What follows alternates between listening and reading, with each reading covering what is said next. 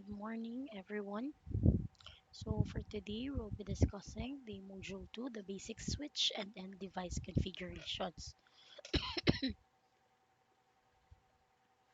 So, here in this chapter, now we will be discussing more on these topics: the Cisco iOS access, the iOS navigation, the command structure, the basic device configuration, and the save configurations, and some of the ports and addresses on our um, switch and end devices, and also how to configure IP addressing, and how to check if we are the connectivity of our two end devices.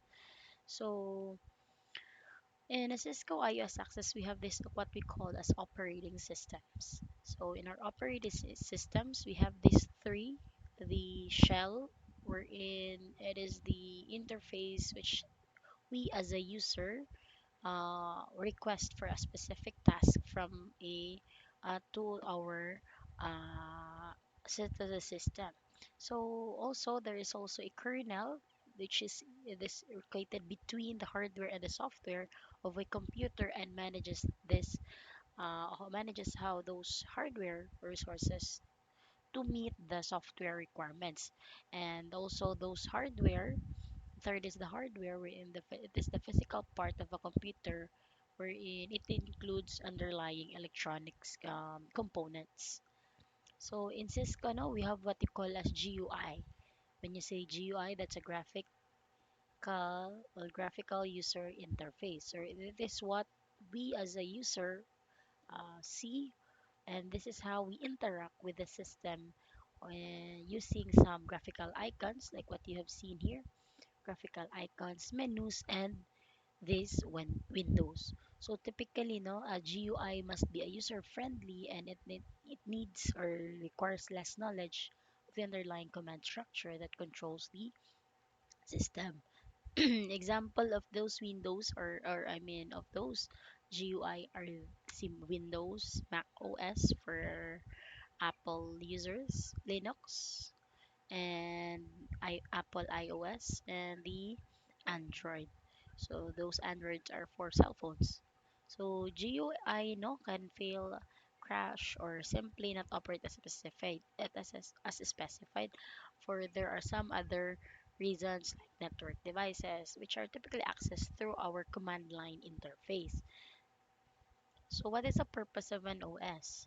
Diba? When you say OS, it's an operating system, meaning it's the allows us a user to do this following. It either we can move the mouse to make our selections and run programs, or either we enter text and text-based commands. So it can be either used through the use of the keyboards. So the CLI based, no, network operating systems enables a network technician to do the following. So if you are using a CLI, or the command line, which one you can see as a black and white in our system, so typically you use a keyboard to access this one. So if you have seen this, like for example, nag blue screen ang ato ang computer, no? What will happen is that, 'di ba, makita ninyo sa high pag restart na siya mga blue with the command line interface niya. So you can either you cannot use the mouse, but somehow you can only use the keyboard. And then how do we access those no, Cisco iOS the Cisco iOS is you can either through the use of a console cable. So the console cable is that's the thing that we insert in our computer, or I mean computer or the end devices, and then to the switch or to the router, depende siya o aso ay imo i-configure. So it is a physical port used to access device to provide maintenance, like somehow that's how you configure those switches and routers.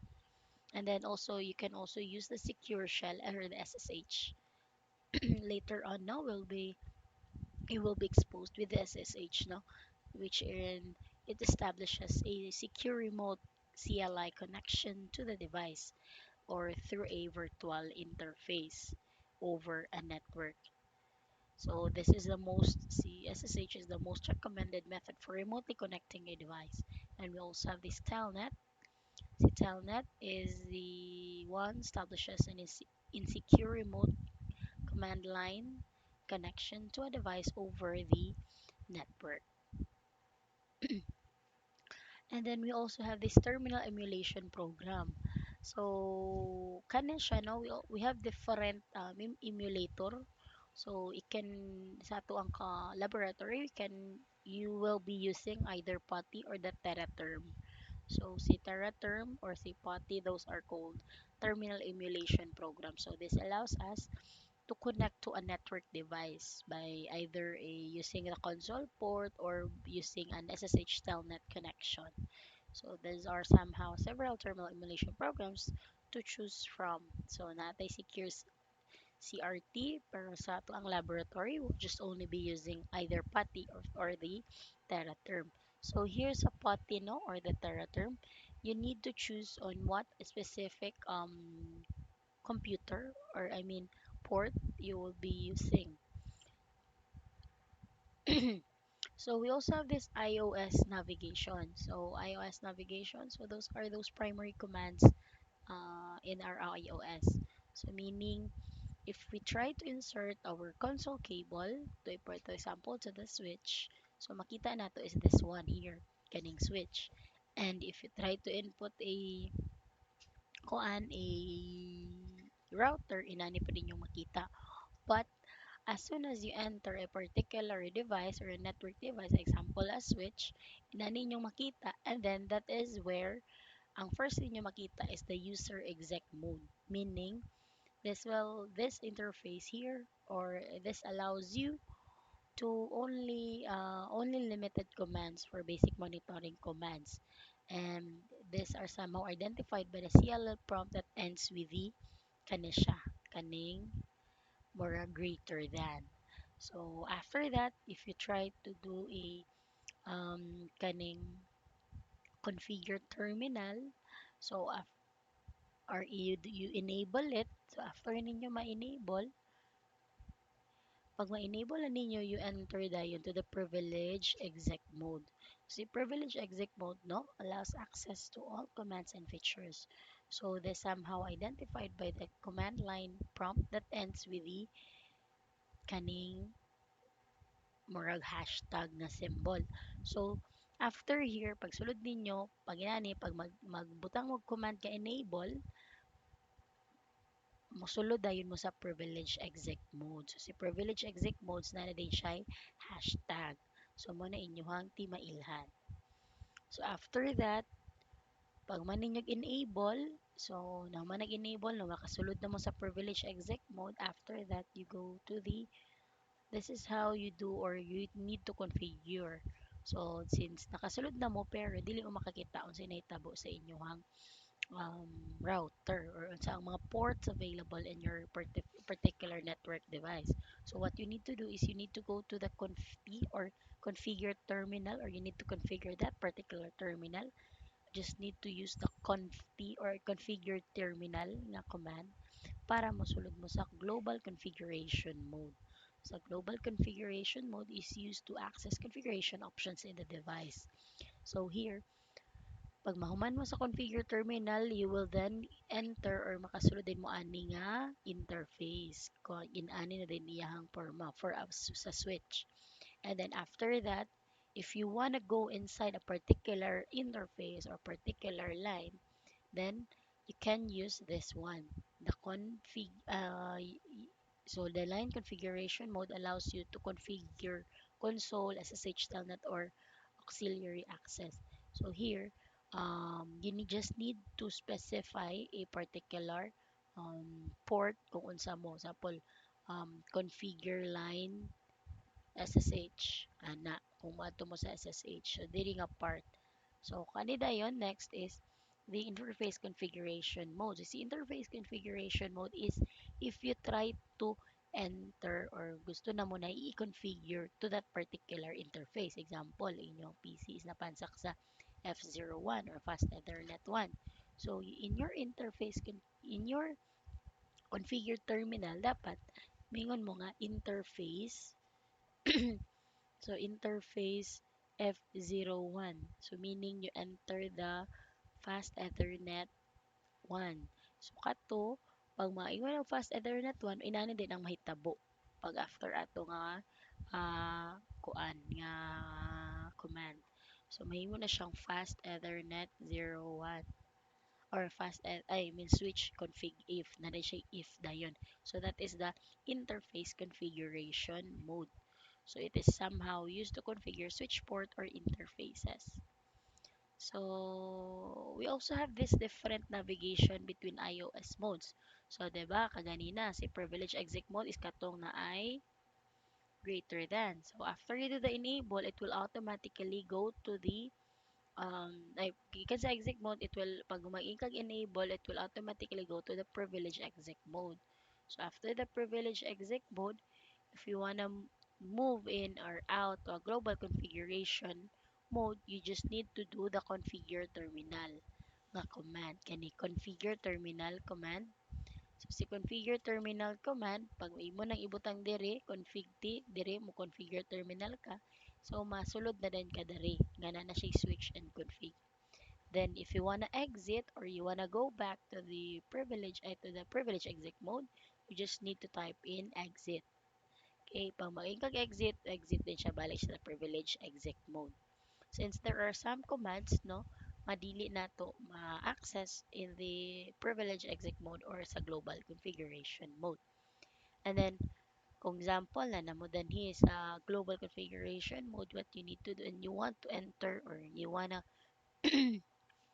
move in or out to the line configuration mode, you just need to do from the global configuration mode kani kining na config. So you just need to put in line con or depende on what particular console kini line con 0 meaning you go to the console port mo ninyo i-configure. But if you wanna go to line VTY or line SSH kana mo na siya ang particular dayon nga line type nga imong sudlan. And then if you wanna exit, same goes with the global configuration.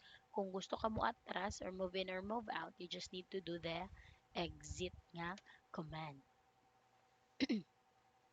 We also have this mga navigation between iOS modes, mga sub configuration modes. Let's say for example kani, and then you wanna go back balita kaysa mo balik ka exit, you can do a end, no? Sample na naka sa line configuration mode. If you wanna go back to the privilege exec mode, you just need then to type in end. So meaning kaning end, it will automatically go back everything to the privilege exec mode. So kaysa mag-exit ka, diba kung mag-exit ka ni duha ka buka to ang buhaton, duha ka exit nga command. So for the end, it will automatically let you go back to the privilege exec mode or pwede pod control Z. And then also no, this to move directly from one sub configuration to mode to another is you just need to type the desired configuration mode command. For example, kini na naka sa switch config line or na line configuration mode nga na naka sa line con 0. So and then you wanna go or you wanna transfer to interface, to an in particular interface or a particular fast Ethernet or a port. So what you need to do is you just need to type in the command interface. This is the command and then that particular port kani. So pag inana will automatically then transfer you to that particular interface. So mahimo na din siyang imbis kay ganina config line na nahimo na siyang config if. So meaning if you wanna configure 01 kana nga command. So kung 02 lahi na pud to siya nga command. Okay? So, in the command structure, no, nga nung inato man to siya, ma'am? It's because the basic iOS command structure no have this one. So, we have the prompt or the particular device that you are trying to configure. Example, the switch, like for example, that is the device that you are trying to configure. And then the command, let's say the show. natay command nga show. And if you want to check no of those particular commands available for that particular mode, you can type in the question mark. So pag question mark, makita na ito na ma-drop down tanan all of those um, commands available for that particular mode. Then after that, you can do a space din siya. After that command, you do a space and then the keyword or argument. Meaning, if it's an IP protocol, you can use that one. Or pwede pod ka mag kanang particular interface. Let's say, for example, kani. So this is the prompt. This is the prompt. This is the command. And then this is the particular keyword or argument that you wanna or the specific argument nga gusto nimo sudlan. So kana siya. So this values here no can it this values here like for example kani depends on what particular argument you wanna put like for example kani IP address man ni siya. So meaning mo adto siya dadto ani iping ni niya ang IP address. Kini iya lang pong gipapakita unsa ni nga ah, protocol. So iOS command syntax check no natay mga inani. You can just read onto that. And then we also have this different command syntax na atay for example somehow they provide patterns that must be used when entering a command. So let's say for example zipping, this is a kaning keyword no reserved words sa ato ang iOS. So si command nga ping is and the user defined dayon nga IP address, meaning kung unsa nga IP address. And then for the trace, same goes with the trace route. Si trace route is a command and then si IP address is a user defined.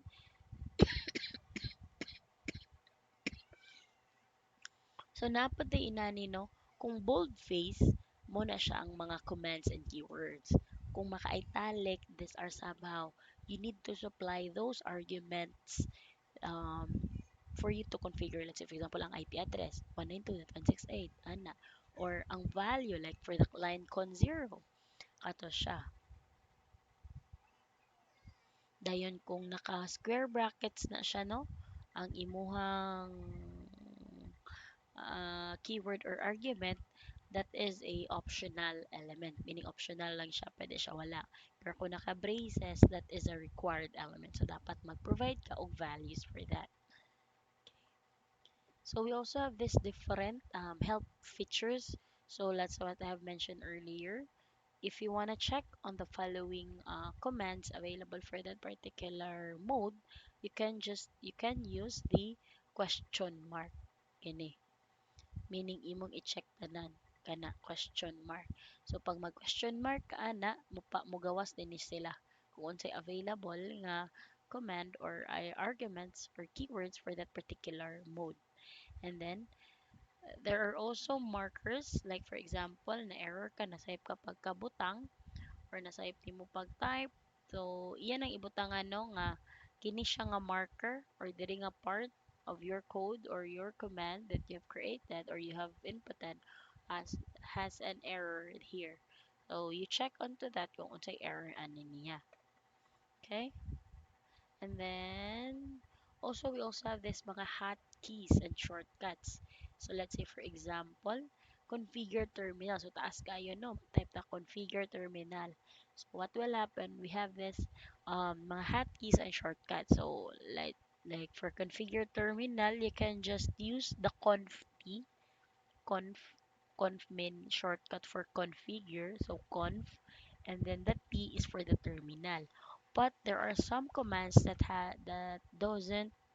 um doesn't include no or dili sila di siya ga function or dili siya kwan kay it because let's say for example this one here so right nganong dili man kon conf naman ma'am dili man con it's because when you try to go to example a router and then you do the con So kung i-question mark na nimo, duha ka book ang iyang mogawas.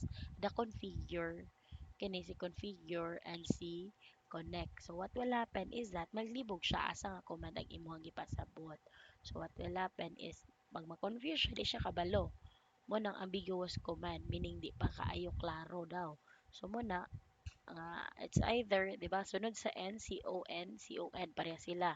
Starting three letters. Pero kung mag-F, if ay F, letter F na ka, that's the time, kabalo siya nga kani imong pasabot, dili ang kaning connect.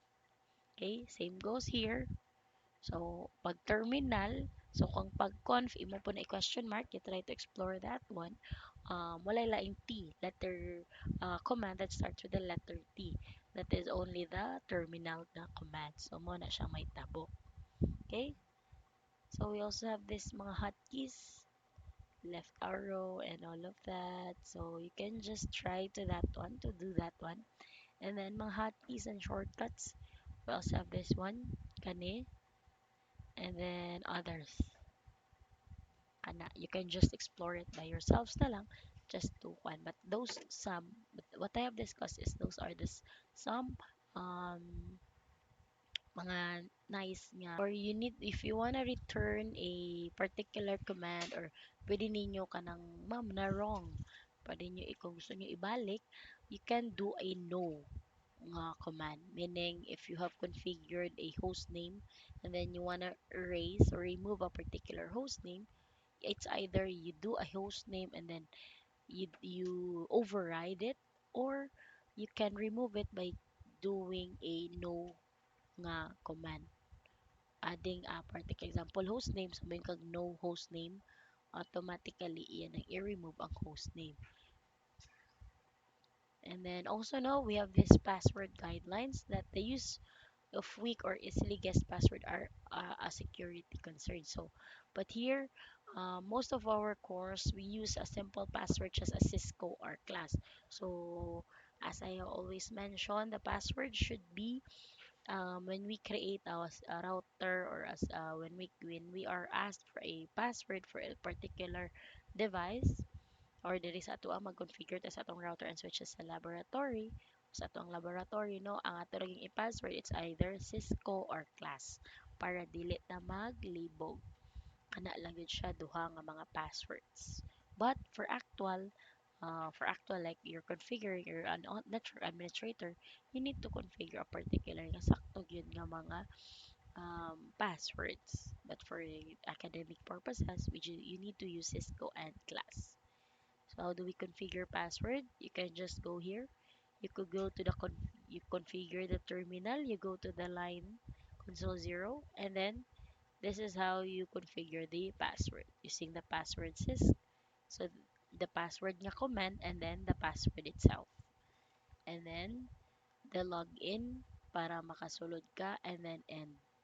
So automatically it will kuan. And then to secure, or para dili siya makita, no? So, or dili makita bitaw, like na siya ka ng secret, ana, is you can also use the enable secret password command. So, si enable secret is para kung na siya mga additional configurations. So, para sa privilege exec mode na po to siya nga access. Kung kani, para ni siya sa exec mode nga access, para dili siya kasulod ani nga part. So, ang privilege exec mode access is para din sa di siya kapasulod sa um, global configuration mode. And kana siya, no? Can also passwords those line VTY, or enter a line VTY configuration. And then how to encrypt those passwords, we have this service password encryption. So pag configure terminal, after you have provided your password, you can do a service password encryption. So this somehow encrypt all those plain text passwords, para ang katotong gi-input nga password nga class og Cisco will be encrypted into this more words. So meaning dili na dayon masabtan if mag-show running configurations nila. So si show running configuration command, it is somehow used to verify that the password on the device are now encrypted. So, or makita dihaon sa mga password kung wala niya gi-encrypt, pakita na po dara sa show running config. We also have this mga banner messages, no? Si banner is just somehow uh, para lang mo ay makita on, or this will somehow be displayed if there are attempts on the access that, or attempts to access the device. Meaning, pag tanaw pa sa device, pag may magsulod, mo na din yung makita. So, authorized access only, user access verification, then you will be asked of the password. So, kini, this is the banner. Kani, authorized access only, user access verification. So, para maka-create kag banner, you need to put it inside a banner MOTD, hashtag, and then your message, like kay inani, and then you need to end it with a hashtag also. So how do we save our configuration files? It's just you need to just check. You can do the startup config and the running config. So si startup config, they save the si startup config is iyang ginastore ni sa NVRAM. So it contains all of those commands that will be used by the device upon startup or reboot, and flash that not lose its contents when the device is powered off. So kini ma-save lang siya. So running configuration is stored in the random access memory or sa RAM, wherein it reflects the current configuration, and also if you modify the running configuration, it affects the operation of the Cisco device immediately. So kung i-off na siya ang imong device, mawala na tong mga configurations that you have done on the katong mga gipambuhat nimo sa imuhang device or sa running configuration. And then to save the changes of the running configuration, so mo man ang running man atong ginapagamit always, atong gina while we do the configuration, running gina siya always. So pag mag-start mawala. So pag imo na siyang i-copy, so you need, if you want to put your running configuration to the startup configuration, you just need to do the copy running config startup config. So in ana siya nga command para mo transfer siya, or iyan na itong isave ang running configuration nimo to the startup configuration file. So you can also alter those running configurations, no? It's either you reload, so, or pwede pod, no, after, like for example laboratory, or like if we would configure our devices or sa atong mga laboratory, is we need to do a array startup config command para katong magsunod sa mga devices or sa ato ang, that is for the kaning sa laboratory lang. So we need to erase all those startup configuration para dili na sad siya para ma-restart nato ang ato ang mga devices.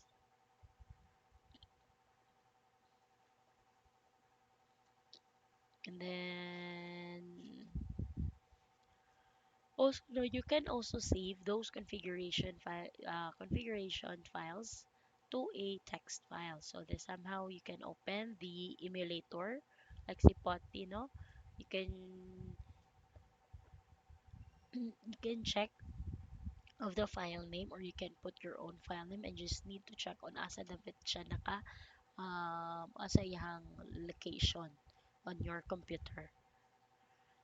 And same goes there. And also, no, ports and IP addresses in our computer, diba, kung matutag kuan internet protocol version 4.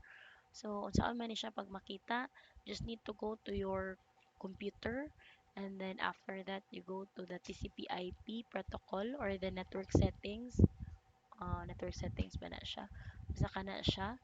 And then after that you go to properties, and after sa properties you go to the TCP/IP, kani TCP/IP v4 properties, para makita mo ani nga window. So kani, this will somehow statically, you can statically input a particular mm, IP address. So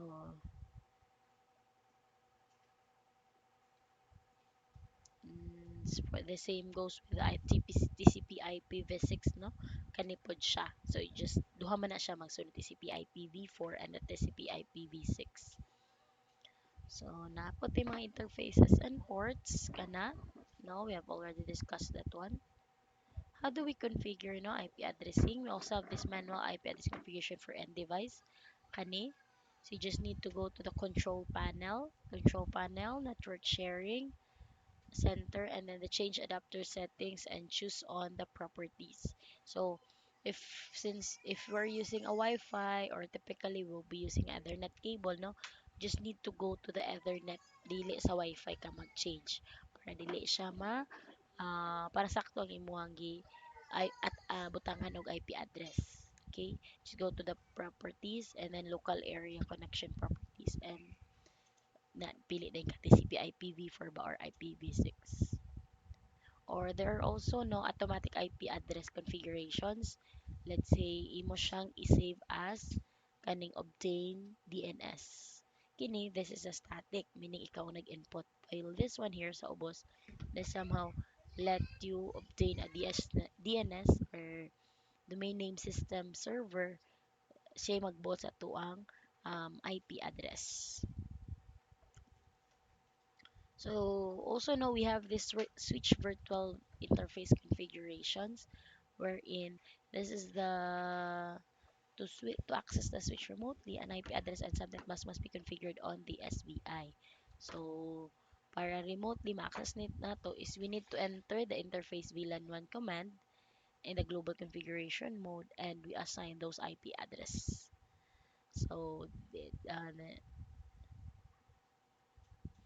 then shutdown lang ninyo. Shutdown no para lang mo active or mag up ang status sa imuhang interface. So kung mag-down na siya meaning wala na siya nagsiga. So kung sa ato ang compute or sa ato ang switch, pag pansak nimo sa fast ethernet, bisan pag imong ipansak, nya wala nimo siya gi-up or pag configure nimo wala nimo siya na no shutdown, dili na siya ma-up sa ato ang device. So that's the time na din musiga na din siya all color green. Okay? So how do we verify those connectivity, no? Can either use a ping command or other show running configurations. So kana sa I think that's it for today.